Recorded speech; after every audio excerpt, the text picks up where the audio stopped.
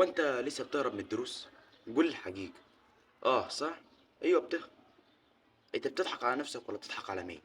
بتضحك على مين فينا؟ بتضحك على نفسك ولا تضحك على مين؟ ولا تضحك على اهلك ولا على مين؟ تهرب من الدروس وتشرب سجاير والكلام اللي معروف الكلام ده كله وبيحصل. انت كده بتضحك على نفسك اكبر ضحكة بتضحكها على نفسك. اكبر ضحكة. لانك هتندم. هتندم وهترجع وهتندم وهم كبير كده. هنبقى نقوله لك. الندم اللي انت فيه ديت ندم مش طبيعي. مش طبيعي. واكتئاب ودني. انا هقول لك حاجه واحده بس. انا هقول لك ان انت هتندم ندم. يجيلك اكتئاب وممكن تموت كمان.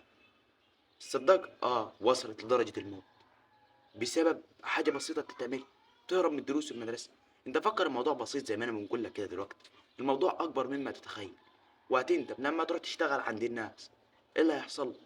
وهيطلع ابوك اللي تعرف اللي بيشغلك عند ده هيرحمك. هيرحمكش. مش هيرحمك.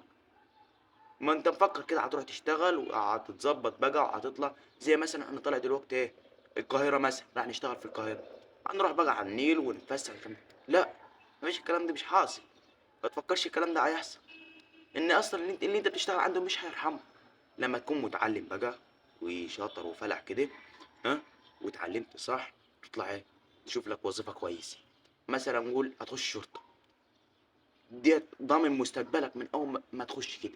هتخش مثلا تمريض من بعد تالتة اعداد. ديت حلو. ليك برضه ضمنت نفسك. انما بقى اللي انت بتعمله بتهرب من الدروس مع اصحابك وكده. اللي انا عايز اكلمك فيه النهارده اللي هو الصحبه السوء. ابعد عنه. الصاحب ساحب. لو واحد مثلا صاحب مش كويس هيسحبك ليه؟ طريق بقى مش عايزين نتكلموا فيه.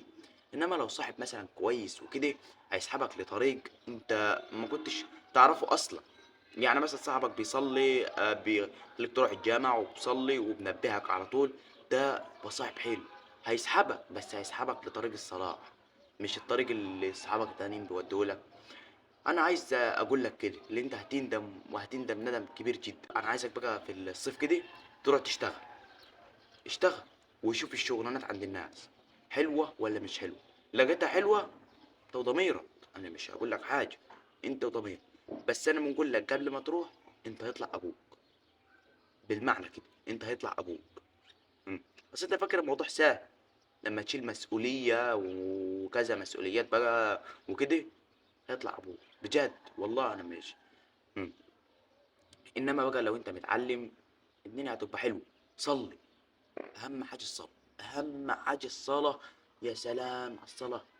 بتظبط انت راح تغير حياتك.